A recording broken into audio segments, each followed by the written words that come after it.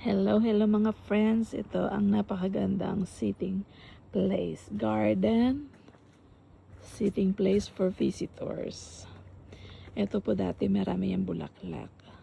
So, tapos natin. Ayan. And ito na may persimmon. Madami pong bunga ang persimmon. Pero syempre maliliit pa. Kaya waiting tayo dyan kung kailan siya lumaki at mahinog. Halos lahat po ng mga sanga ay may bunga. Ayan. Ayan.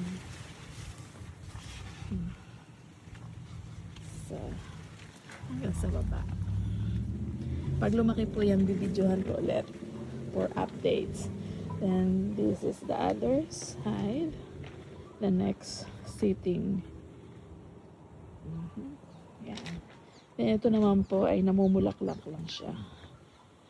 At ito, ang mansanas. Na kada sanga po ay iba-iba ang flavor. So, crisp. At I think yung kabila yung Fuji. Then green. And there's also the red apple. Pag po kuha na, naghinog na. Then another garden setting.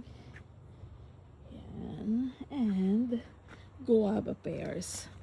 Malapit na po itong guava pears. Yan.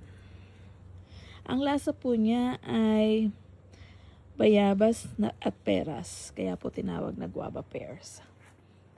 Crunchy and juicy. Yan.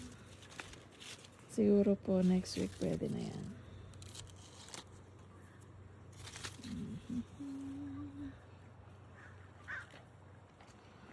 Ang dami po ng bunga. At ako lang ang malimit kumakain.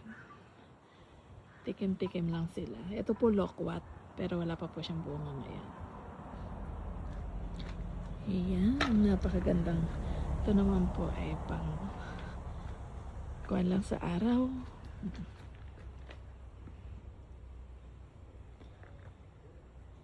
Backyard lang po to. Side. Then ito, backyard. At ito po, ang masarap na kamatis. Ayan. Hinog na siya. Nakadalawa na po ako nang nakain. So, manamis-namis and crunchy. Okay po, so see you guys. God bless us all.